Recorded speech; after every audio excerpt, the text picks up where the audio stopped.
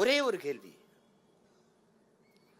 மே 18, 2009 போர் முடிஞ்சிருச்சு. சிங்களர்கள் அறிவிக்கிறார்கள். செய்திகளில் ஈழ நிலத்தை காட்டுறாங்க. கரும்புகை சூழ்ந்திருக்கு. கார் இருள் அடர்ந்தது மாதிரி கரும்புகள் சூழ்ந்திருக்கு. பிரபாகரன் இறந்து விட்டார் பத்திரிகையில் சொல்லுது. தமிழ் இனத்திற்கு தலைவர், தன்பான தலைவர், தானே தலைவர், டாக்டர் கலைஞர், ஒப்பற்ற தலைவர், உலக தலைவர் யாரு? ஐயா தான்.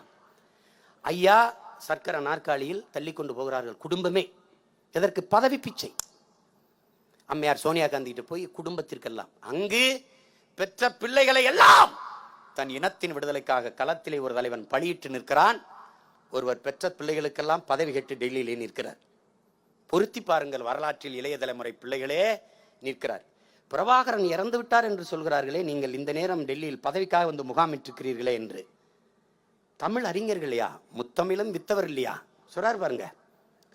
சங்க இலக்கியங்களில் ஒரு தெருவில் சாவுப்பறை கேட்டாலும் இன்னொரு தெருவில் மங்கள இசையும் கேட்டிருக்கிறது.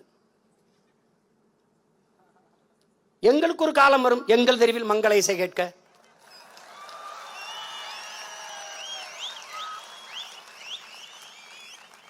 காலம் வரும் வரும் என்று காத்திருக்கிற பிள்ளைகள் அல்ல, நாங்கள் எங்களுக்கான காலத்தை உருவாக்குகிற பிள்ளைகள்.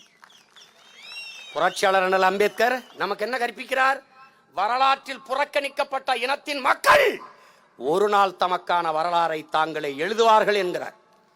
எங்கள் தலைவன் சொல்கிறான், வரலாற்றை படைப்பவனுக்கு வரலாற்றை எழுத நேரம் இருக்காது.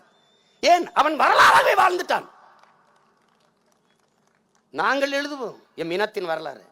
என் பாட்டன் பூலித்தவனுக்கு இந்த 30 பக்கம், அழகு முத்துக்கு படிச்சா கணேசி 3 பக்கம், வேலை நாச்சியாருக்கு இல்ல, மருது வாண்டியருக்கு வெள்ளக்கார துறை எழுதின குறிப்பு தான்.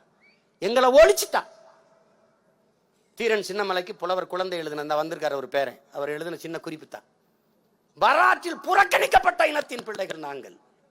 ஆனா விட்டுட்டு போறதா இல்ல, எங்களுக்கான வரலாற்றை நாங்க படைப்போம். நீ நக்கல் பண்ணு, நீ கேலி பண்ணு, கிண்டலடி ராஜா, இதெல்லாம் கவலைப்பட்டு சோர்ந்து போற ஆளுகள்ல நாங்க. எங்கள் பிறப்பே துயரம் தோய்ந்தது. எங்கள் பிறப்பே ரத்தத்திலும் கண்ணீரிலும் கருக்கொண்டவர்கள்.